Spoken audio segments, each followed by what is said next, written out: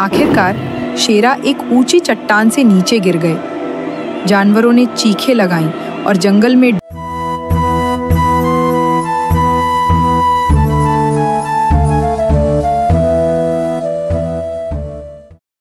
एक समय की बात है। एक हरा भरा और खूबसूरत जंगल था जहां हर जानवर खुशी, प्यार और मेलजोल के साथ रहता था। चारों तरफ हंसी, खेल और दोस्ताना माहौल था। पेड़ों की सरसराहट, पक्षियों की चहचहाहट और पानी की आवाज़ जंगल में शांति और खुशियों का एहसास देती थी। इस सारी खुशहाली का श्रेय जंगल के राजा शेरा को जाता था। शेरा न सिर्फ ताकतवर बल्कि दिल के भी बहुत नरम और दयालु थे। वे हर जानवर की देखभाल करते, उनके दुख सुख में शामिल होते और अपनी ताकत के बावजूद कभी किसी पर अत्याचार नहीं करते थे। हर जानवर उन्हें सिर्फ राजा नहीं बल्कि सबसे प्यारा दोस्त मानता था। एक दिन दूसरे जंगल से कुछ काले भेड़िए आए। उन्होंने भूख और कठिन हालात का बहाना बनाकर शेरा से अनुमति मांगी कि वे कुछ दिन के लिए जंगल में रह सकें। शेरा अपनी दया और सबकी भलाई के लिए उन्हें अनुमति दे दी। लेकिन सच ये था कि काले भेड़ियों के दिल में धोखा, लालच और खतरनाक इरादे छिपे हुए थे। वे जंगल पर कब्जा करना चाहते थे और शेरा की ताकत को खत्म करना चाहते थे।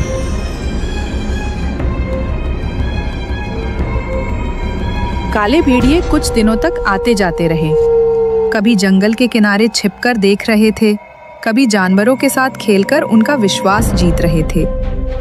वे जानते थे कि शेरा के सामने उनकी ताकत कुछ नहीं कर सकती, इसलिए उन्होंने धैर्य और छल का पूरा प्लान बनाया।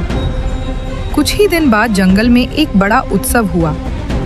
जानवर खुशी खुशी नाच गाना कर रहे थे, लेकिन काले भेड़ियों ने इस मौके का फायदा उठाया। उन्होंने खाने में जहर मिला दिया। कुछ ही समय में पूरा जंगल बीमार पड़ गया।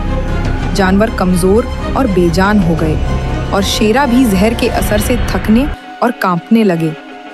फिर काले भेड़ियों ने हमला कर दिया। जंगल में दहाड़े, चीखे और डर की लहरें गूंज उठीं। शेरा, जो अब कमजोर और थके हुए थे, अपनी पूरी ताकत से लड़ने के लिए मजबूर थे। वे बहादुरी से मुकाबला कर रहे थे, लेकिन संख्या में अधिक होने के कारण काले भेड़ियों ने उन्हें गंभीर रूप से घायल कर दिया।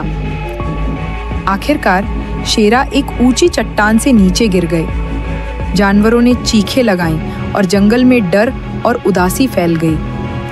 काले भेड़िए अब जंगल के मालिक बन गए। उन्होंने जंगल के संसाधन लूट लिए, जानवरों को गुलाम बना दिया और शेरा के परिवार सहित सभी पर अत्याचार किया। दिन बीतते गए और जंगल के हर कोने में निराशा, डर और उदासी छा गई।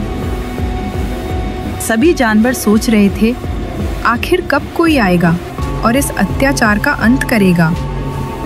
लेकिन शेरा जीवित थे।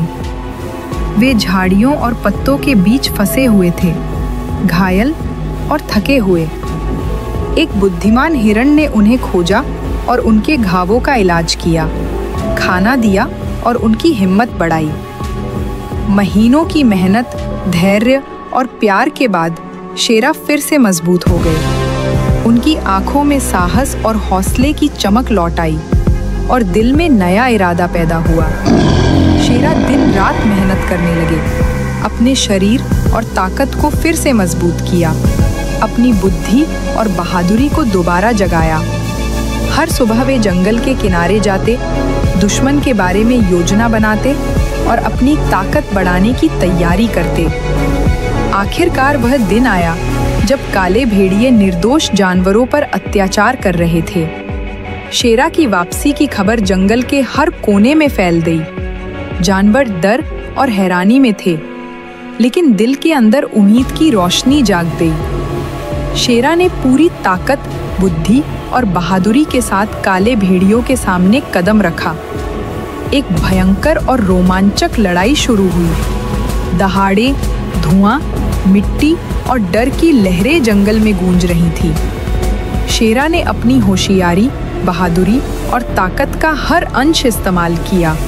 हर हमला, हर छोटा छल उन्हें और मजबूत बना रहा था। शेरा ने अपने शक्तिशाली पंजों और चतुराई से काले भेड़ियों के कई हमलों को नाकाम किया। उनमें से कुछ घायल हुए, कुछ भाग गए और आखिरकार शेरा ने अपने दुश्मनों को परास्त कर दिया। शेरा ने जंगल का सिंहासन फिर से हासिल किया और सब जानवरों के बीच शांति और खुशियों का माहौल लौटाया। जानवर जो पहले निराश और भयभीत थे, अब खुशी-खुशी अपने रोजमर्रा के कामों में लौट आए। शेरा ने न सिर्फ अपनी ताकत दिखाई, बल्कि ये भी साबित किया कि साहस, बहादुरी और दृढ़ संकल्प से हर मुश्किल का सामना किया जा सकता है। जंगल में फिर से शांति, विश्वास और खुशी की हवा बहने लगी और हर जानवर दिल की गहराइयों से अपने राजा शेरा का सम्मान करने लगा। शेरा की वापसी ने ये सिखाया कि सच्चा दिल और बहादुरी ही सबसे बड़ी ताकत है।